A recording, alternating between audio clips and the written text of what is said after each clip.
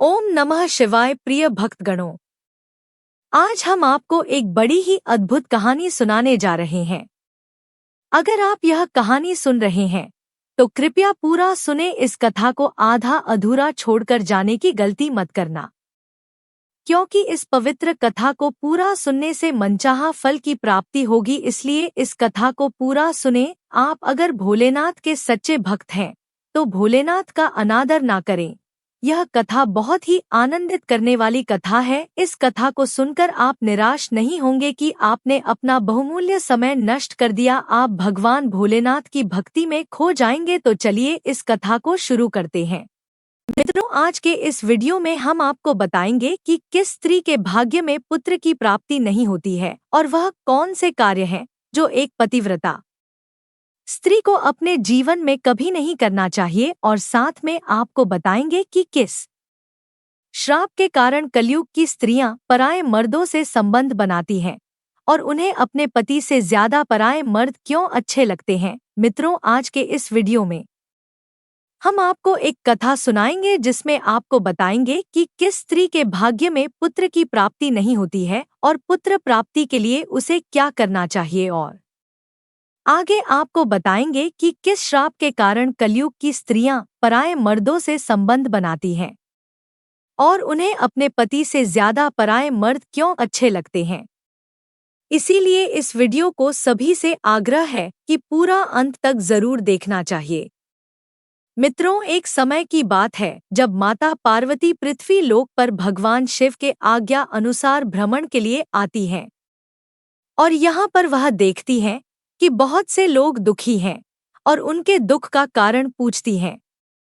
तब माता पार्वती भगवान शिव के पास जाती हैं और उनसे पृथ्वी लोक का सारा हाल सुनाती हुई पूछती हैं कि हे स्वामी, आज मैं पृथ्वी लोक से भ्रमण करके आपके पास आई हूँ। मैंने पृथ्वी लोक पर देखा कि एक स्त्री बहुत अधिक दुखी थी और जब मैंने उसके दुख का कारण पूछा तो उसने बताया कि उसके विवाह को कई वर्ष हो गए हैं किंतु उसे अभी तक पुत्र की प्राप्ति नहीं हुई है। प्रभु, उस स्त्री की यह बात सुनकर मेरे मन में 3 प्रश्न उठ रहे हैं और मैं चाहती हूँ कि आप मेरे तीनों प्रश्नों के उत्तर देकर मुझे संतुष्ट करने का प्रयास करें। तो भगवान शिव मुस्कुराते हुए बोले, हे देवी, तुम्हारे मन में जो भी प्रश्न है मुझे बताओ। मैं तुम्हारे तीनों प्रश्नों के उत्तर देकर तुम्हें संतुष्ट करने का प्रयास करूंगा। तब माता पार्वती बोली, प्रभु, मेरा पहला प्रश्न यह है कि किस स्त्री के भाग्य में पुत्र की प्राप्ति नहीं होती है और वह पूरा जीवन निसंतान ही रहती है, और वह कौन से कार्य हैं जो एक पतिव्रता स्त्री को अपने जीवन में कभी नहीं करने चाहिए, नहीं तो उसे पुत्र की प्राप्ति नहीं होती है। और मेरा दूसरा प्रश्न यह है कि कौन सी स्त्री समय से पहले ही विधवा होती है और बिना पति के एक दुखी जीवन जीती है। और मेरा तीसरा प्रश्न यह है कि स्त्री के भाग्य में कभी भी सुख की प्राप्ति नहीं होती है और वह पति के होते हुए भी एक दुखी जीवन जीती है। तब भगवान शिव ने माता पार्वती से कहा, है देवी, तुमने संपूर्ण मानव जाति के कल्याण हेतु अत्यंत उत्तम प्रश्न किए हैं, किंतु इन प्रश्नों का उत्तर मैं तुम्हें एक कथा के माध्यम से दूंगा और इस कथा को सभी को सुनना चाहिए, क्योंकि इस कथा को जो भी स्त्री पूरा मन लगाकर अंत तक सुनती है उसे अपने जीवन में पुत्र की प्राप्ति अवश्य ही होगी। तब माता पार्वती ने कहा, आप कथा सुनाइए। प्रभु, मैं कथा को पूरा मन लगाकर अंत तक सुनूंगी। तो कथा को सुनाते हुए भगवान शिव ने कहा, एक समय की बात है जब एक गांव में एक सेठ रहता था और उस सेठ के 2 बेटे थे और दोनों की शादी हो चुकी थी। सेठ और सेठ की पत्नी दोनों ही बहुत दुष्ट स्वभाव के थे और सेठ का बड़ा बेटा और उसकी पत्नी भी दुष्ट स्वभाव की थी, लेकिन सेठ का छोटा बेटा बहुत ही अच्छे स्वभाव का था और उसकी पत्नी भी बहुत अच्छे स्वभाव की थी।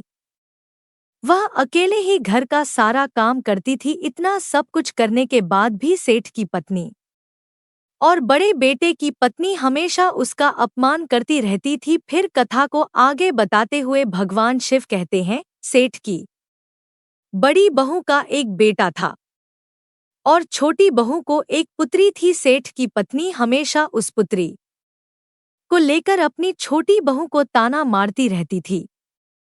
तब भगवान शिव कहते हैं कि हे देवी, अब आप इस कथा को मन लगाकर सुनिए, क्योंकि अब मैं उस सेठ की छोटी बहू की कहानी अच्छे से समझाता हूँ। उसकी छोटी बहू की कहानी से तुम्हें तुम्हारे पहले प्रश्न का उत्तर मिल जाएगा कि वह कौन सी स्त्री है जिसके भाग्य में कभी पुत्र की प्राप्ति नहीं होती है।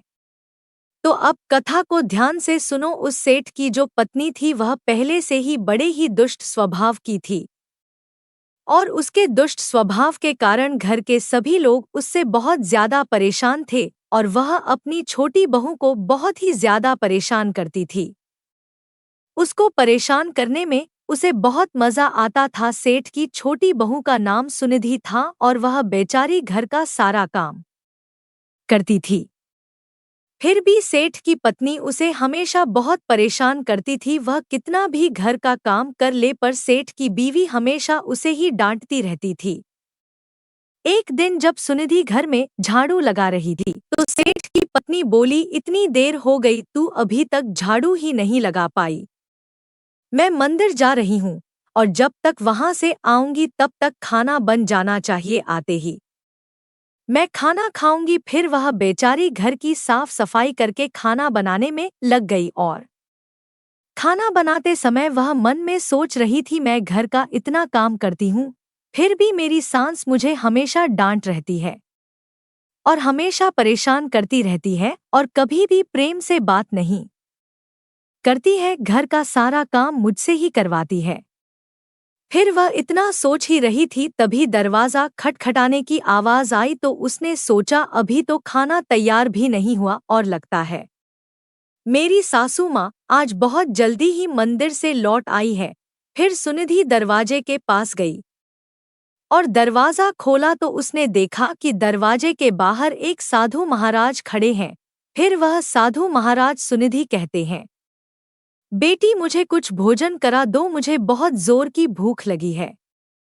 तो सुनिधि बोली, महाराज मैं आपको भोजन तो करा देती पर मेरी सास बहुत दुष्ट स्वभाव की है।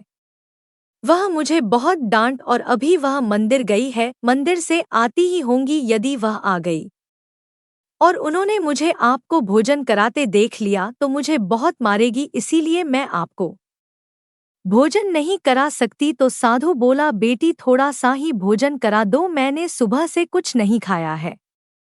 साधु की यह बात सुनकर सुनिधि को दया आ जाती है और साधु से बोली, महाराज आप अंदर आ जाइए, मैं आपको भोजन देती हूँ। तो फिर वह साधु अंदर आ जाते हैं और सुनिधि उनको भोजन देती है और अभी साधु भोजन कर ही रहे थे तभी अचानक सुनिधि की सास मंदिर से घर आ जाती है और उस साधु को भोजन करते देखकर बोली, यह मेरा घर है, कोई भोजनालय नहीं जो हर कोई यहाँ आकर भोजन करके चला जाएगा। और तुमने इस साधु को भोजन क्यों दिया? क्या अन्न मुफ्त में आता है जो हर किसी को अपने घर में बैठाकर खिलाती रहती हो? और इतना कहकर उस साधु को धक्के मारकर अपने घर से बाहर निकाल दिया और उसका खाना उठाकर बाहर फेंक दिया। फिर सुनिधि से कहने लगी, तूने इस साधु को भोजन क्यों कराया? अन्न कितना महंगा आता है, तुझे पता नहीं अब घर के लोग क्या खाएंगे? तो सुनिधि डरते हुए बोली, साधु बहुत भूखा था इसीलिए मैंने उसे भोजन दे दिया था और उसे मैंने अपने हिस्से का भोजन दिया है, इसीलिए आज मैं भोजन नहीं करूंगी। और इतना गुस्सा क्यों होती हो? भोजन तो मैंने उसे अपने हिस्से का दिया है। सुनिधि की यह बात सुनकर उसकी सास ने गुस्से में आकर सुनिधि को भी धक्के मार करके घर से बाहर निकाल दिया और बोली, जा अब तुझे भी इस घर में रहने की जरूरत नहीं है और अब कभी मेरे घर में मत आना फिर। सुनिधि दरवाजे पर बैठकर रोती रही किंतु उसकी सास ने दरवाजा नहीं खोला और फिर सुनिधि ने सोचा अब यहाँ से अपने मायके ही जाना चाहिए। फिर इतना सोचकर वह अपने मायके जाने लगती है तो बीच रास्ते में एक घना जंगल पड़ता है। सुनिधि भूखी प्यासी अपने मायके जा रही थी तभी बारिश होने लगती है। सुनिधि वहीं जंगल में एक पेड़ के नीचे बैठ जाती है, लेकिन फिर भी बारिश की बूंदें उसके ऊपर गिरती रहती हैं और वह भीगने लगती है। तो उसे एक और पेड़ दिखा जो काफी बड़ा था, तो वह बारिश से बचने के लिए उस बड़े से पेड़ के नीचे जाकर बैठ गई और रोने लगी। तभी उसे एक संत मिले और संत ने कहा, बे बेटी, तुम क्यों रो रही हो? तब सुनिधि ने संत को सारी बात बताई तो संत ने कहा, वह लोग तुम्हें इसीलिए परेशान करते हैं क्योंकि तुम्हें अभी तक पुत्र की प्राप्ति नहीं हुई है, लेकिन तुम चिंता मत करो, मैं तुम्हें एक पर्ची देता हूँ जिसमें पुत्र प्राप्ति का उपाय लिखा है। फिर संत ने उसे एक पर्ची दी और कहा, इसमें लिखे उपाय को यदि तुम पूरी निष्ठा से करोगी तो तुम्हें पुत्र की प्राप्ति अवश्य होगी। और फिर इतना कहकर वह संत वहां से चले गए। सुनिधि अपने मन में सोचने लगी, यदि मुझे भी पुत्र हो जाएगा तो मुझे भी ससुराल में बहुत सम्मान मिलेगा और मेरी सास मेरी बहुत इज्जत करेगी। सुनिधि इतना सोच ही रही थी, तभी बारिश बंद हो गई और फिर उसने पर्ची को खोला और पढ़ा तो उसमें लिखा था, पुत्र प्राप्ति के लिए स्त्री को हमेशा अपने पति के बाएं ओर सोना चाहिए। और आगे लिखा था कि मासिक धर्म शुरू होने के प्रथम 4 दिवस में स्त्री और पुरुष के मिलन से पुरुष रोग प्राप्ति होता है, इसीलिए मासिक धर्म के प्रथम 4 दिन पति पत्नी को मिलन नहीं करना चाहिए तथा मासिक धर्म के 5वें दिन मिलन से कन्या की प्राप्ति होती है और 6ठे दिन मिलन से पुत्र की प्राप्ति होती है। 7वें दिन मिलन से बंध्या पुत्री होती है तथा मासिक धर्म की 10वीं रात्रि में मिलन करने से अति श्रेष्ठ पुत्र की प्राप्ति होती है। और उस पर्ची में लिखी सारी बातें पढ़कर सुनिधि अपने मन में सोचने लगी, अब मैं इसी जंगल में रहूंगी। और वह जंगल में ही कुटिया बनाकर रहने लगी। और फिर उसका पति उसे ढूंढते हुए उसी जंगल में सुनिधि के पास पहुंचा और उससे कहने लगा, चलो अब घर चलो, घर पर सभी लोग तुम्हारा इंतजार कर रहे हैं। तो सुनिधि ने उसे पर्ची वाली सारी बात बताई और कहा, अब मैं यहीं रहूंगी जब तक मुझे पुत्र की प्राप्ति नहीं हो जाती। सुनिधि यह बात सुनकर उसका पति भी उसी के साथ जंगल में रहने लगता है।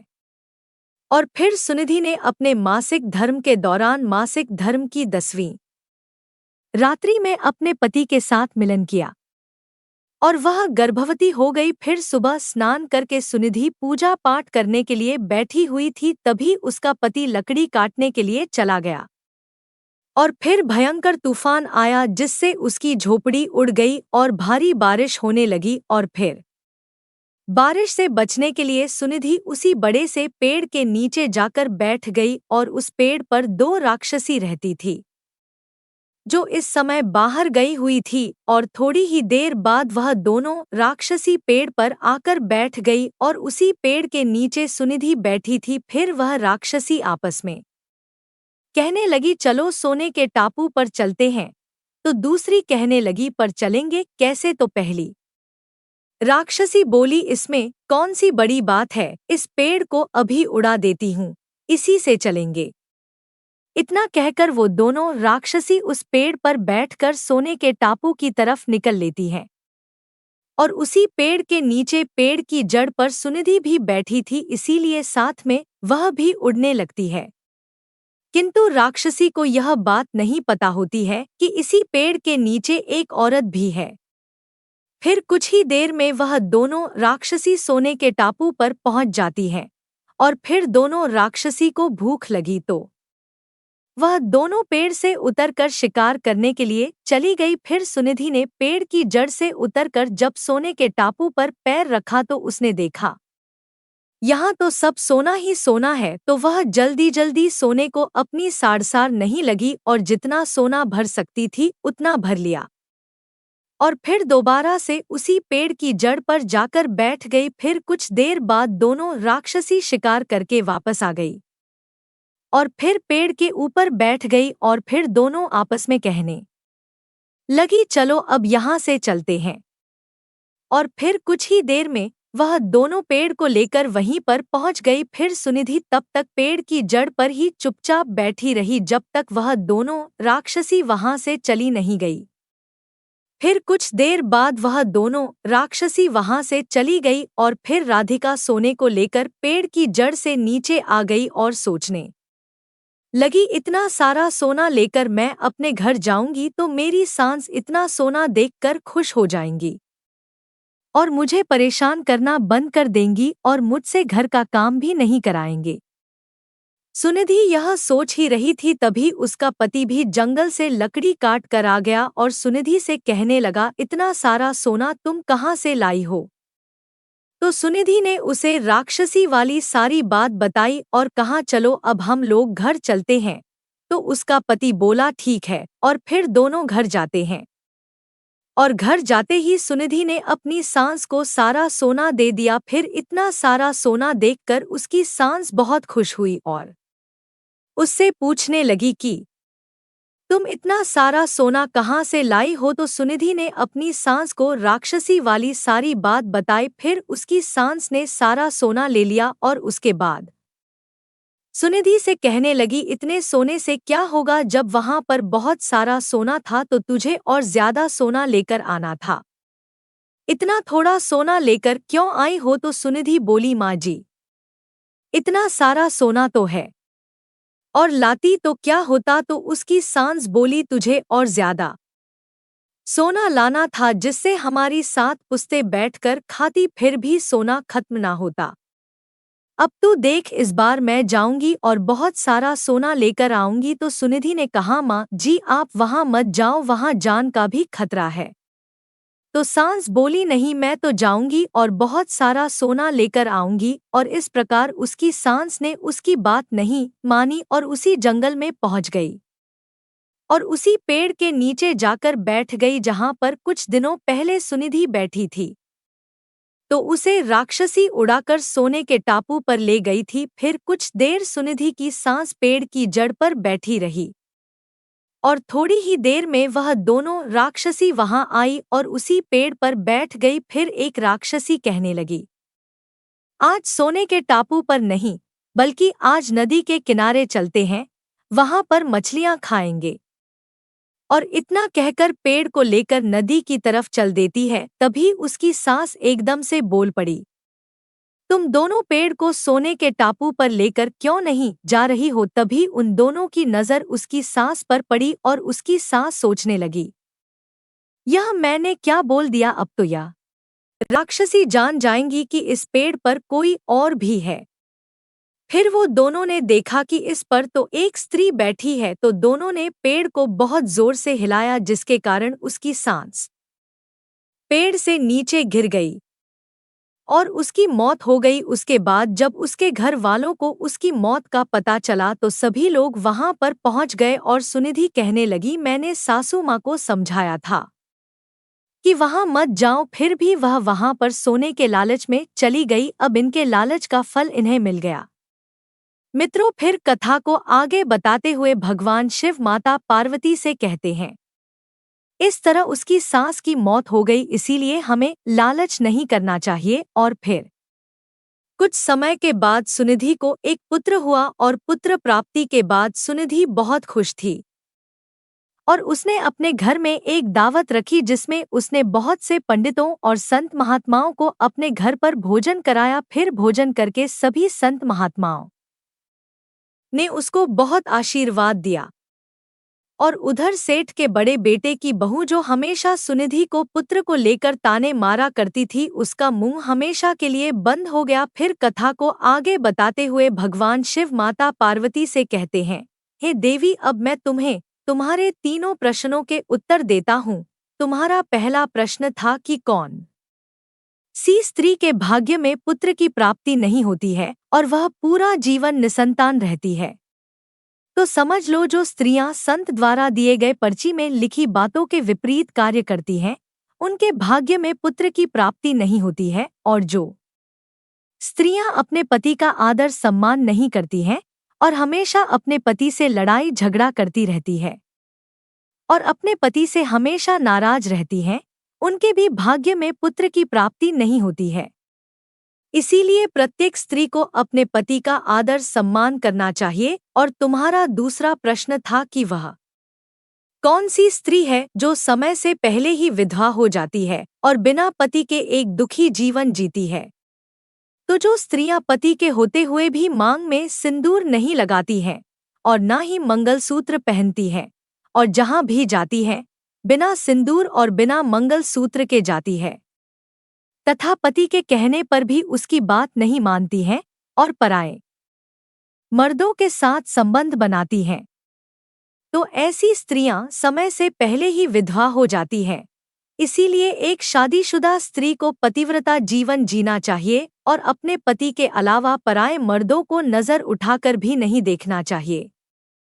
और तुम्हारा तीसरा प्रश्न था कि वह कौन सी स्त्री है जो पति के होते हुए भी एक दुखी जीवन जीती है और उसे अपने जीवन में कभी सुख की प्राप्ति नहीं होती है। तो यह वह स्त्रियां हैं जो सुबह देर तक सोती रहती हैं और सुबह 8 बजे के बाद उठती हैं और बिना स्नान किए ही भोजन बना देती हैं और पूजा पाठ भी नहीं करती है। कहीं भी जाना होता है तो अपने पति की बिना आज्ञा के चली जाती है, पति के मना करने पर भी नहीं मानती है, पति की एक भी बात नहीं मानती है। तो ऐसी स्त्रियों के जीवन में कभी सुख की प्राप्ति नहीं होती है और हमेशा दुखी जीवन जीती है। इसीलिए एक पतिव्रता स्त्री को हमेशा चरित्रवान रहना चाहिए और प्रातः काल में उठकर स्नान आदि करके पूजा पाठ करके फिर भोजन तैयार करना चाहिए, जिससे कि घर में सुख शांति आती है। और माता लक्ष्मी की पूजा भी करनी चाहिए, जिससे कि माता लक्ष्मी प्रसन्न होती है। मित्रों, अब बात कर लेते हैं कि किस श्राप के कारण कलयुग की स्त्रियां पराए मर्दों से संबंध बनाती हैं और उन्हें अपने पति से ज्यादा पराए मर्द क्यों अच्छे लगते हैं। मित्रों, इस कथा को सुनने के लिए आप हमारे आगे की वीडियो को देखें, जिसमें राजा नल और दमयंती की कहानी को विस्तार से बताया और समझाया गया है। दोस्तों, अगर आपको यह कहानी अच्छी लगी हो तो वीडियो को लाइक करके कमेंट में हर हर महादेव अवश्य लिखें और चैनल को सब्सक्राइब भी करें, जिससे मेरी सारी वीडियो आपको मिलती रहेंगी। दोस्तों, अब बात करते हैं कि किस श्राप के कारण कलयुग की स्त्रियां पराए मर्दों से संबंध बनाती हैं और उन्हें अपने पति से ज्यादा पराए मर्द क्यों अच्छे लगते हैं। मित्रों, इस कथा को सुनने के लिए आप हमारे आगे की वीडियो को अंत तक जरूर देखें, जिसमें राजा नल और दमयंती की कहानी को विस्तार से बताया और समझाया गया है। दोस्तों, एक समय की बात है जब माता पार्वती भगवान शिव से मिलने जाती हैं और भगवान शिव से कहती हैं, प्रभु, आज जब मैं आपसे मिलने के लिए आ रही थी तो मैंने पृथ्वी लोक पर देखा कि कुछ स्त्रियां अपने पति के होते हुए भी पराए मर्दों के साथ संबंध बनाती हैं और अपने पति को धोखे में रखती हैं। प्रभु, इसे देखकर मेरे मन में 2 प्रश्न उठ रहे हैं और मैं चाहती हूँ कि आप मेरे दोनों प्रश्नों के उत्तर देकर मुझे संतुष्ट करें। तो भगवान शिव मुस्कुराते हुए बोले, हे देवी, तुम्हारे मन में जो भी प्रश्न है मुझे बताओ, मैं तुम्हारे दोनों प्रश्नों के उत्तर देकर तुम्हें संतुष्ट करने का प्रयास करूंगा। तब माता पार्वती बोली, प्रभु, मेरा पहला प्रश्न यह है कि कलयुग की स्त्रियां अपने पति के होते हुए भी पराए मर्दों से संबंध क्यों रखती हैं, और मेरा दूसरा प्रश्न यह है कि जो स्त्रियां अपने पति के होते हुए भी पराए मर्दों से संबंध बनाती हैं, उन्हें नर्क लोक में कौन सी सजा मिलती है। तो भगवान शिव ने कहा, है देवी, आज आपने जो कलयुग की स्त्री के विषय में मुझसे प्रश्न किए हैं वह सत्य है कि कलयुग की स्त्रियां अपने पति के होते हुए भी पराए मर्दों से संबंध बनाती हैं, किंतु इसके पीछे कलयुग की प्रत्येक स्त्री को मिला हुआ एक श्राप है और उसी श्राप के कारण कलयुग की स्त्रियां पराए मर्दों से संबंध बनाती हैं। तो माता पार्वती बोली, कौन सा श्राप प्रभु। तो भगवान शिव ने कहा, इसके पीछे कई वर्षों पहले घटित एक घटना है, जिसे मैं तुम्हें एक कथा के माध्यम से बताता हूँ, जिसे सुनकर तुम्हें पता चल जाएगा कि किस श्राप के कारण स्त्रियां पराए मर्दों से संबंध रखती हैं। किंतु कथा को पूरा मन लगाकर अंत तक सुनना, क्योंकि इस कथा को जो स्त्रियां पूरा अंत तक सुनती हैं, वह अपने जीवन में कभी भी पराए मर्दों के साथ संबंध नहीं बनाती हैं तो माता पार्वती ने कहा, आप कथा सुनाइए। प्रभु, मैं कथा को पूरा अंत तक सुनूंगी। तो कथा को सुनाते हुए भगवान शिव ने कहा, एक समय की बात है जब कलयुग शुरू हो रहा था, तभी सोनभद्र देश में एक राजा नल नाम के एक राजा राज्य किया करते थे। वह सर्वगुण संपन्न राजा थे, लेकिन उनकी एक बहुत बुरी आदत थी, उन्हें शतरंज खेलने का बहुत अधिक शौक था। उसी काल में विदर्भ देश में भीष्म नाम के एक राजा राज्य करते थे। उन्होंने दमन राक्षस को प्रसन्न करके उनसे वरदान के रूप में 4 संतानें प्राप्त की थी, जिसमें से 3 पुत्र और 1 पुत्री थी। पुत्रों के नाम थे दम, दयत, दमन और पुत्री का नाम दमयंती था। और दमयंती बहुत अधिक सुंदर तथा गुणवान थी। उस समय तीनों लोकों में दमयंती के समान सुंदर कोई भी कन्या नहीं थी। फिर एक दिन की बात है जब राजा नल अपने महल के बगीचे में टहल रहे थे, तभी उनकी नजर वहां पर खेल रहे कुछ हंसों पर पड़ी। वह सभी हंस बहुत अधिक खूबसूरत थे और उनमें एक हंस तो बहुत ही मनमोहक था। उसे देखकर राजा नल बहुत अधिक मोहित हो गए और उस हंस के पास जाकर उसको पकड़ लिया। तभी हंस ने राजा से कहा, हे राजन, अगर आप मुझे छोड़ दोगे तो मैं तीनों लोकों की सबसे सुंदर स्त्री दमयंती के पास जाकर आपके सुंदरता और गुणों का ऐसा वर्णन करूंगा कि वह आपसे प्रेम करने लगेंगी और आपसे विवाह कर लेंगी। उस हंस की यह बात सुनकर राजा नल ने मन में सोचा, कितना अच्छा होगा यदि राजकुमारी दमयंती से मेरा विवाह हो जाएगा। इतना सोचकर राजा नल ने उस हंस को छोड़ दिया। इसके बाद वह सभी हंस उड़कर राजकुमारी दमयंती के उद्यान में चले गए। वहीं दूसरी तरफ दमयंती हंसों को अपने महल के उद्यान में देखकर बहुत खुश हुई। फिर वह भी हंसों को पकड़ने के लिए हंस के पास गई और दमयंती ने भी उसी हंस को पकड़ा जिसे राजा नल ने पकड़ा था। और जब राजकुमारी दमयंती ने उस हंस को पकड़ा तो हंस राजकुमारी दमयंती से कहने लगा, हे रानी दमयंती, सोनभद्र देश में एक नल नाम के राजा रहते हैं और वह बहुत अधिक सुंदर है, ऐसा मानो वह साक्षात कामदेव का ही स्वरूप हो। और यदि आप उनसे विवाह कर लोगी तो तुम्हारा जन्म सफल हो जाएगा। जैसे आप सभी स्त्रियों में सबसे अधिक सुंदर हो, उसी प्रकार राजा नल भी सभी पुरुषों में सबसे अधिक मनमोहक है, इसीलिए आप दोनों की जोड़ी उत्तम रहेगी।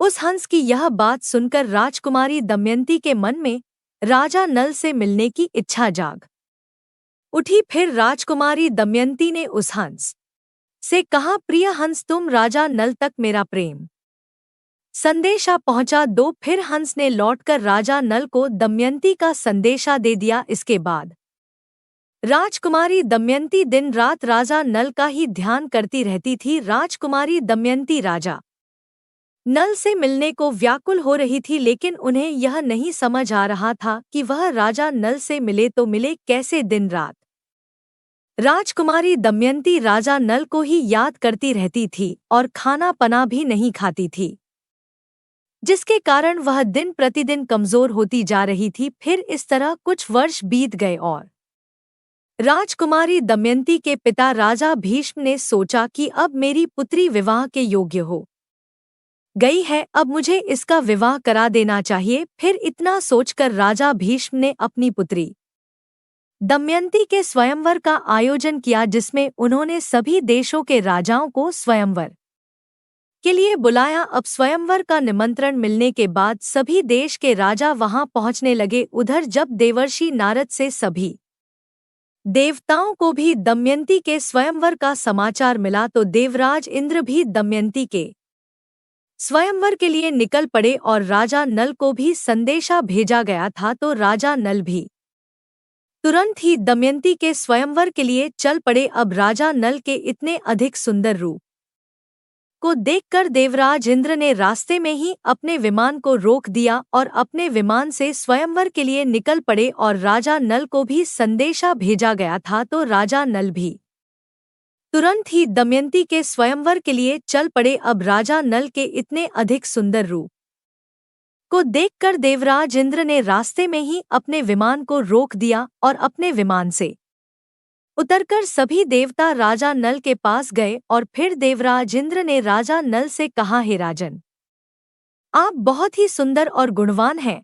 कृपा करके आप राजकुमारी दमयंती के स्वयंवर में राजा बनकर नहीं, बल्कि हम लोगों के दूत बनकर चलिए और राजकुमारी दमयंती के पास जाकर उनसे कहिए कि हे सुंदरी, देवराज इंद्र, वरुण, अग्नि, कुबेर और यम देवता तुम्हारे पास आकर तुमसे विवाह करना चाहते हैं। इनमें से तुम जिसे चाहो उसे अपना पति स्वीकार कर लो। देवराज इंद्र की यह बात सुनने के बाद राजा नल ने कहा, हे प्रभु, मैं एक दूत बनकर वहां कैसे जा सकता हूँ, जबकि मेरा और आप लोगों का वहां जाने का एक ही उद्देश्य है। इसीलिए मैं आपका दूत बनकर नहीं जा सकता, क्योंकि मुझे भी राजकुमारी दमयंती से विवाह करना है। तब देवराज इंद्र ने कहा, हे नल, तुम हमारा कहाँ कैसे टाल सकते हो? यदि तुमने हमारा कहना नहीं माना तो तुम्हारे साथ बहुत बुरा होगा। देवराज इंद्र की यह बात सुनकर राजा नल देवताओं के दूत बनने को तैयार हो गए और उन्होंने देवराज इंद्र की आज्ञा से राजमहल में प्रवेश किया। राजा नल के महल में प्रवेश करते ही दमयंती और उसकी सहेलियां भी राजा नल के सुंदर रूप को देखकर उन पर मोहित हो गई और शर्म के मारे कुछ ना बोल पा रही थी। तब राजा नल ने राजकुमारी दमयंती से कहा, मैं यहाँ देवताओं का दूत बनकर आया हूँ, इसीलिए हे राजकुमारी दमयंती, स्वर्ग के देवता तुम्हारे साथ विवाह करना चाहते हैं। तुम किसी भी एक देवता को चुन लो और उनसे विवाह कर लो। मैं यही संदेश देने आया था और मैं आज कोई राजा बनके तुम्हां पास तुमसे विवाह करने नहीं आया हूँ, बल्कि आज मैं यहाँ एक दूत बनकर आया हूँ और देवताओं की शक्ति से मैंने तुम्हारे महल में प्रवेश किया है, इसलिए मुझे कोई देख नहीं पाया। मैंने देवताओं का यह संदेश तुम तक पहुँचा दिया है। अब तुम जिस भी देवता से विवाह करना चाहो उससे विवाह कर सकती हो। फिर भगवान शिव कथा को आगे बताते हुए माता पार्वती से कहते हैं, हे देवी, अब कथा को बहुत ध्यान से सुनना, क्योंकि अब तुम्हें पता चलेगा कि किस श्राप के कारण कलयुग की स्त्रियां परा मर्दों से संबंध बनाती हैं।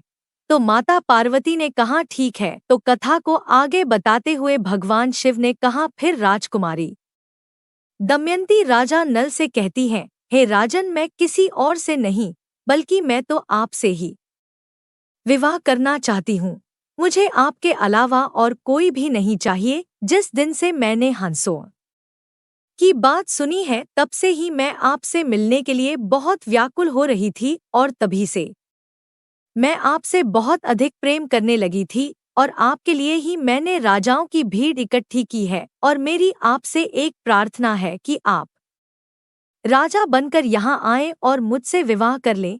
यदि आपने ऐसा नहीं किया तो मैं आपकी कसम खाकर कहती हूँ, मैं जहर खाकर मर जाऊंगी। राजकुमारी दमयंती की यह बात सुनकर राजा नल बहुत अधिक दुखी हो जाते हैं और फिर राजकुमारी दमयंती से कहते हैं, हे देवी, जब बड़े बड़े देवता आपसे विवाह करना चाहते हैं तो फिर आप मुझ जैसे एक तुच्छ प्राणी से विवाह क्यों करना चाहती हैं? मैं तो इन देवताओं के सामने कुछ भी नहीं हूँ।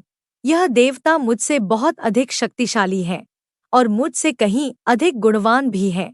इसीलिए आप इन देवताओं में से किसी एक से विवाह कर लीजिए। राजा नल की यह बात सुनकर राजकुमारी दमयंती बोली, मैं आपको वचन देती हूँ कि मैं आपको ही पति के रूप में स्वीकार करूंगी और किसी को नहीं। तब राजा नल ने कहा, परंतु इस समय मैं राजा बनकर नहीं, बल्कि यहाँ पर देवताओं का दूत बनकर आया हूँ, इसीलिए इस समय मैं आपसे विवाह करने के योग्य नहीं हूँ।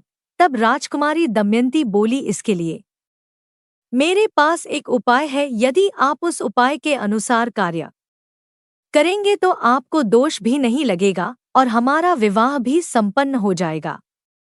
तो राजा ने कहा, कौन सा उपाय है? तो राजकुमारी दमयंती बोली, उपाय यह है कि आप भी अन्य राजाओं के साथ स्वयंवर मंडप में आए और मैं आपको ही वरमाला डाल दूंगी, जिससे हमारा विवाह हो जाएगा। रानी दमयंती की यह बात सुनकर राजा नल वापस देवताओं के पास पहुंच गए और देवताओं के पूछने पर उन्होंने बताया कि वे रानी के पास तो दूत बनकर ही गए थे, लेकिन रानी दमयंती और उनकी सखियां सभी मुझ पर ही मोहित हो गई हैं। और जब मैंने उनके समक्ष आप लोगों के विवाह का प्रस्ताव रखा तो राजकुमारी दमयंती ने आप लोगों से विवाह करने से मना कर दिया और कहा है कि आप देवताओं के दूत बनकर नहीं बल्कि राजा बनकर मेरे स्वयंवर में आए। तो देवताओं ने कहा, ठीक है, आप भी राजकुमारी दमयंती के स्वयंवर में चलो। फिर कुछ ही समय बाद सभी देवता और सभी देश के राजा राजकुमारी दमयंती के स्वयंवर में पहुंच गए। और फिर राजा भीष्म ने अपनी पुत्री दमयंती से कहा, है पुत्री, अब आप इन सभी में से जिसे चाहो उसे वरमाला पहना सकती। फिर राजकुमारी दमयंती राजाओं की भीड़ में राजा नल को ढूंढने लगी। तभी उसने देखा कि एक ही स्थान पर राजा नल के समान हूबहू दिखने तथा वैसे ही वेशभूषा वाले 5 राजकुमार खड़े दिखाई दिए। तब वह हैरान हो गई और मन ही मन विचार करने लगी कि इन 5 में से राजा नल को अब मैं कैसे पहचानूं। फिर रानी दमयंती समझ गई कि यह देवताओं द्वारा रची गई माया है। फिर उसने देवताओं से कहा, है देवताओं, मुझे राजा नल को पहचानने की शक्ति प्रदान करें, क्योंकि मैं राजा नल के अलावा और किसी से विवाह नहीं करना चाहती हूँ। तो देवताओं ने राजकुमारी दमयंती को राजा नल को पहचानने की शक्ति प्रदान की। तो राजकुमारी दमयंती ने राजा नल को पहचानकर उनको वरमाला पहना देती है और फिर दोनों का विवाह हो जाता है। फिर स्वयंवर पूरा होने के बाद देवता वापस स्वर्ग की ओर जाने लगे। उसी समय उनको मार्ग में कलयुग और द्वापर युग से भेंट हो जाती है। तब इंद्रदेव ने कलयुग से पूछा, कलयुग कहाँ जा रहे हो? तब कलयुग ने कहा, मैं दमयंती के स्वयंवर में उससे विवाह करने के लिए जा रहा हूँ। कलयुग की यह बात को सुनकर देवराज इंद्र ने कलयुग से कहा, अरे कलयुग, स्वयंवर तो कब का पूरा हो गया। राजकुमारी दमयंती ने राजा नल को वरमाला पहनाकर उनसे विवाह भी कर लिया। इंद्रदेव की यह बात सुनकर कलयुग बोला, यह तो अनर्थ हो गया। उसने देवताओं का घोर अपमान किया है, इसीलिए उसे इस अपराध का दंड अवश्य मिलना चाहिए। तो देवताओं ने कहा, राजकुमारी दमय ने हमारी आज्ञा प्राप्त करके ही राजा नल को वरमाला पहनाया और उनसे विवाह किया है, और वास्तव में राजा नल सर्वगुण संपन्न और उसके योग्य वर है, इसीलिए जो भी हुआ सही ही हुआ है। फिर इतना कहकर सभी देवता आगे बढ़ गए। फिर कलयुग ने द्वापर से कहा, मैं अपना क्रोध शांत नहीं कर सकता, इसीलिए मैं राजा नल के शरीर में निवास करूंगा और उसे मैं राज्य विहीन कर दूंगा। उस स्थिति में वह राजकुमारी दमयंती के साथ नहीं रह सकेगा। उसे शतरंज का बड़ा शौक है, इसीलिए तुम भी शतरंज के पासों में प्रवेश करके मेरी सहायता करना। तो द्वापर ने भी उसकी बात मान ली। उसके बाद द्वापर और कलयुग दोनों ही राजा नल के पास गए, लेकिन कलयुग को राजा नल के शरीर में प्रवेश करने का कोई मार्ग नहीं मिल रहा था। वह राजा नल के शरीर में प्रवेश करने का सिर्फ एक अवसर चाहता था। फिर इसी तरह समय व्यतीत होता गया, लेकिन कलयुग राजा नल का कुछ ना कर पाया। फिर 16 वर्ष के पश्चात जब एक दिन राजा नल संध्याकाल के समय लघु शंका से निवृत्त होकर बिना हाथ पैर धोए भोजन करने के लिए बैठ गए, तो राजा नल की यह अपवित्र अवस्था को देखकर कलयुग को राजा नल के शरीर में प्रवेश करने का अवसर मिल गया और उसने राज नल के शरीर में प्रवेश कर लिया। वहीं कलयुग दूसरा रूप धारण करके राजा नल के भाई जो अलग रहकर अपना राज्य चला रहे थे, उनका नाम पुष्कर था। तो कलयुग पुष्कर के पास गया और उनसे कहने लगा, हे राजन, तुम अपने भाई राजा नल के साथ शतरंज का खेल खेलो। मैं तुम्हें वचन देता हूँ, मैं निश्चित ही तुम्हें राजा नल का राज्य जिताने में तुम्हारी पूरी मदद करूंगा। जब पुष्कर ने कलयुग की यह बात सुनी तो उसे लालच आ गया। राज्य की लालसा में आकर पुष्कर ने कलयुग की बात मान ली और पुष्कर राजा नल के पास शीघ्र ही चला आया और राजा नल से कहने लगा, हे राजा नल, चलो शतरंज खेलते हैं। तो राजा नल ने कहा, ठीक है। फिर दोनों ने शतरंज खेलना प्रारंभ किया। फिर कलयुग ने राजा नल के शरीर में प्रवेश किया और पासों में द्वापर प्रवेश कर चुका था, इसीलिए राजा नल जुए में जो कुछ भी दांव पर लगाते वह सब कुछ हारते जा रहे थे। जब राजा नल की प्रजा और मंत्रियों को यह बात पता चली तब उन्होंने राजा नल को रोकने का प्रयास किया, किंतु वे नहीं माने और जुए में सब कुछ दांव पर लगाते चले गए और अंत में वह सब कुछ हार गए। फिर जब रानी दमयंती को यह बात पता चली तो वह राजा नल के पास जाकर उनसे कहने लगी, है स्वामी, इस तरह तो आप सब कुछ हार जाएंगे, कृपया करके आप इसे यहीं रोक दी। लेकिन राजा नल कलयुग के वश में होने के कारण रानी दमयंती की एक भी बात नहीं मानी और शतरंज खेलते रहे। फिर इस तरह खेलते खेलते वह जुआ में अपना सब कुछ हार गए और अब राजा नल के पास शतरंज में दांव पर लगाने के लिए कुछ भी नहीं बचा था। तो राजा पुष्कर बोला, अब दांव पर लगाने के लिए तुम्हारे पास क्या है? सब कुछ तो हार चुके हो, यदि कुछ और भी है तो उसे भी दांव पर लगाओ। तो राजा नल ने कहा, अब मेरे पास कुछ भी दांव पर लगाने के लिए नहीं बचा है। फिर शतरंज में सब कुछ हारने के बाद राजा नल और रानी दमयंती एक जंगल में रहने के लिए चले गए और जंगल में इधर-उधर भटकने लगे। फिर घास फूस से उसी जंगल में एक कुटिया बनाकर रहने लगे। राजा नल और रानी दमयंती की हालत यह हो गई थी कि उन्हें भोजन तक नसीब नहीं होता था। फिर इस तरह जंगल में रहते रहते कुछ समय और बीत गया और उन दोनों की हालत पहले से भी ज्यादा खराब हो गई। और फिर एक दिन राजा नल अपनी पत्नी दमयंती से कहने लगे, हे दमयंती, तुम देख रही हो यहाँ बहुत से रास्ते हैं।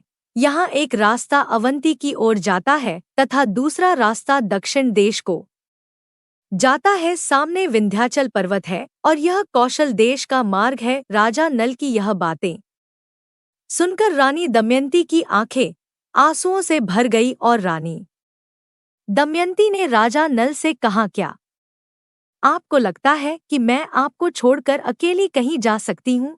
मैं आपके साथ रहकर ही आपके दुखों को बांटना चाहती हूँ। दुख में आपका साथ देना मेरा पहला धर्म है। रानी दमयंती की यह बात सुनकर राजा अपने मन में सोचने लगे, मेरी पत्नी मुझसे कितना अधिक प्रेम करती है और इसी प्रेम के कारण मेरे साथ साथ इसे भी दुख झेलना पड़ रहा है। यदि यह मुझसे विवाह ना करती तो इसे इतना अधिक दुख ना झेलना पड़ता। फिर संध्या समय वे दोनों एक सुरक्षित स्थान को देखकर वहीं पर सो गए। कुछ समय बाद जब रानी दमयंती गहरी नींद में सो गई तो राजा नल अपने मन में सोचने लगे, यदि मैं इसे यहीं छोड़कर चला जाऊं तो यह चलते चलते अपने पिता के राज्य को चली जाएगी और इसे से इतना दुख नहीं झेलना पड़ेगा। इतना सोचकर राजा नल अपनी पत्नी दमयंती को जंगल में ही सोता हुआ छोड़कर चले जाते हैं। फिर जब रानी दमयंती की नींद खुली तो उन्होंने देखा कि राजा नल वहां नहीं थे। तो उनको ढूंढने के लिए वह जंगल में इधर-उधर भटकने लगी। तभी उसे एक शेर दिखाई देता है तो वह शेर को देखकर डर जाती है और जोर जोर से चिल्लाने लगती है। तभी उसके चिल्लाने की आवाज एक शिकारी को सुनाई देती है। तो वह शिकारी रानी दाम के पास आता है तो देखता है कि वहां पर एक शेर खड़ा है। तो वह शिकारी शेर को वहां से भगा देता है और रानी दमयंती को अपनी कुटिया में लेकर जाता है और उन्हें भोजन कराता है। फिर शिकारी रानी दमयंती के सुंदरता को देखकर उन पर मोहित हो जाता है और वह रानी दमयंती से मीठी मीठी बातें करके उसे अपने वश में करने की कोशिश करने लगा। दमयंती को उसके मन के भाव समझ में आ गए थे तो दमयंती ने उसकी वासना को बहुत रोकना चाहा, लेकिन जब वह किसी भी प्रकार से नहीं माना तब रानी दमयंती ने उस शिकारी को श्राप देते हुए कहा, यदि मैंने राजा नल के अलावा किसी और का चिंतन कभी नहीं किया है और अगर यह सत्य हो तो यह शिकारी अभी भस्म होकर मर जाए, यह मेरा श्राप है। रानी दमयंती के इतना कहते ही वह शिकारी तुरंत मर जाता है। फिर रानी दमयंती राजा नल की तलाश में उसी जंगल में इधर-उधर भटकने लगी। तभी उनकी भेंट राजमहल की एक राजमाता से होती है तो वह राजमाता रानी दमयंती से कहती हैं हे सुंदरी, तुम कौन हो और इस जंगल में अकेली क्या कर रही हो? तो रानी दमयंती राजमाता से कहती है, हे राजमाता, मैं राजा नल की पत्नी हूँ और मेरे पति शतरंज में अपना सब कुछ हार गए हैं, जिसके कारण हम दोनों को यहाँ जंगल में आकर रहना पड़ रहा है। और मेरे पति एक दिन रात को अचानक से पता नहीं कहाँ चले गए हैं और उन्हीं की तलाश में मैं इस जंगल में इधर-उधर भटक रही हूँ। रानी दमयंती की यह बात सुनकर राजमाता को उस पर दया आ जाती है और फिर राजमाता उसे अपने महल में लेकर जाती है और उससे कहती है, जब तक आपके पति आपको नहीं मिल जाते तब तक आप इस महल में रह सकती हैं। तो रानी दमयंती उसी महल में रहने लगती है। वहीं दूसरी तरफ राजा नल जंगल में भटक रहे थे तो कारणवश आकाशीय बिजली गिरने से उस समय जंगल में आग लग गई थी। तभी नल को किसी के चिल्लाने की आवाज आई तो वह उस तरफ दौड़ पड़े और वहां पहुंचकर राजा नल ने देखा कि नागराज कुंडली मारकर बैठे हुए हैं। तो राजा नल ने उस नागराज से कहा, है नागराज, आप कौन हो और इस तरह यहाँ पर क्यों बैठे हुए हो? तो नागराज ने कहा, है राजन, मैं कर्ककोटक नाम का सर्प हूँ। मैंने नारद मुनि को धोखा दिया था, इसलिए उन्होंने मुझे श्राप दे दिया था कि जब तक राजा नल तुम्हें ना उठा ले तब तक तुम यहीं पड़े रहोगे। राजा नल के उठाने पर ही तुम्हें इस श्राप से मुक्ति मिल पाएगी। उनके श्राप के कारण कई सालों से मैं आज भी यहाँ से एक भी कदम आगे नहीं बढ़ा हूँ। हे राजन, तुम मेरी रक्षा करो। मैं सिर्फ देखने में ही बड़ा हूँ, किंतु मैं अपने शरीर को छोटा भी कर सकता हूँ। फिर इतना कहकर नागराज ने अपना शरीर छोटा कर लिया। इसके बाद राजा नल उस सर्प को उठाकर जंगल से बाहर ले आए। फिर कर्ककोटक ने कहा, है राजन, तुम अभी मुझे जमीन पर मत रखना, पहले तुम कुछ कदम गिनकर चलो। तब राजा नल ने 1 2 3 करते हुए यूं ही धरती पर जैसे ही 10वां कदम रखा तभी कर्ककोटक नाग ने उसे डस लिया। तो राजा नल अचंभित होकर बोले, हे नागराज, आपने मुझे क्यों डस लिया, जबकि मैंने तो आपकी सहायता की थी? तो नागराज बोला, हे राजन, तुम्हें कोई पहचान ना सके इसीलिए मैंने डस कर तुम्हारा रूप बदल दिया है। कलयुग ने तुम्हें बहुत दुख दिया था, अब मेरे विष के कारण वह तुम्हारे शरीर में कोई भी दुख प्रवेश नहीं कर सकेगा और तुम अब निडर हो गए हो। अब तुम्हें पशु पक्षी या फिर शत्रु किसी का भय नहीं रहेगा और तुम पर किसी भी विष का प्रभाव नहीं होगा और युद्ध में हमेशा तुम्हारी ही जीत होगी। फिर इतना कहकर नागराज वहां से अंतर्ध्यान हो गए। मित्रों, फिर भगवान शिव कथा को आगे बताते हुए माता पार्वती से कहते हैं, हे देवी, फिर जब राजा भीष्म को यह समाचार मिला कि उनके दामाद राजा नल और पुत्री दमयंती अपना महल छोड़कर जंगल में रहने के लिए चले गए हैं, तब उन्होंने सुखदेव नाम के एक ब्राह्मण को राजा नल और रानी दमयंती का पता लगाने के लिए भेजा। तो सुखदेव रानी दमयंती को ढूंढते ढूंढते उसी महल में जा पहुंचा जहां पर रानी दमयंती रहती थी। फिर वह रानी दमयंती के पास गया और उनसे कहने लगा, मुझे तुम्हारे पिताजी ने भेजा है और कहा है कि तुमको और तुम्हारे पति राजा नल को मेरे दरबार में लेकर आओ। तो रानी दमयंती ने उसे सारी बात बताई और कहा कि राजा नल कई दिनों से गायब है और उन्हीं की तला में मैं इधर-उधर भटक रही हूँ। रानी दमयंती की यह बात सुनकर सुखदेव राजा भीष्म के पास जाते हैं और उन्हें सारी बात बताते हैं। तो सुखदेव की यह बात सुनकर राजा भीष्म ने अपनी पुत्री दमयंती का दोबारा से विवाह कराने का फैसला किया और फिर अपनी पुत्री दमयंती को अपने महल में बुला लिए और सभी राज्यों में अपनी पुत्री के स्वयंवर के लिए घोषणा करा दिया। फिर जब राजा नल को इस बात का पता चला कि रानी दमयंती का दोबारा से विवाह होने जा रहा है तो राजा नल बहुत अधिक क्रोधित हुए और फिर रानी दमयंती के स्वयंवर के लिए सभी देशों के राजा आए। तभी राजा नल भी वहां पर पहुंच गए और जैसे ही रानी दमयंती ने राजा नल को देखा तुरंत ही उन्हें गले लगा लिया और अपने पिता से कहने लगी, पिताश्री, अब मैं दूसरा विवाह नहीं करूंगी, मैं अपने पति के साथ ही रहना चाहती हूँ। तो राजा भीष्म ने कहा ठीक है, किंतु राजा नल को इस बात पर बहुत अधिक क्रोध आ रहा था कि मेरे होते हुए रानी दमयंती का विवाह दोबारा क्यों कराया जा रहा था। इसी बात से नाराज होकर राजा नल ने रानी दमयंती को श्राप देते हुए कहा, है रानी दमयंती, जिस तरह तुम मेरे होते हुए दूसरे पुरुषों की ओर आकर्षित हो गई थी, इसी तरह कलयुग की प्रत्येक स्त्री अपने पति के होते हुए भी दूसरे पुरुषों की ओर आकर्षित हो जाएगी और अपने पति के होते हुए भी पराये मर्दों से संबंध रखेगी। मित्रों, फिर कथा को आगे बताते हुए भगवान शिव माता पार्वती से कहते हैं, हे देवी, यही कारण है कि कलयुग की कुछ स्त्रियां पति के होते हुए भी पराये मर्दों के साथ संबंध बनती हैं। तो दोस्तों, हर महादेव।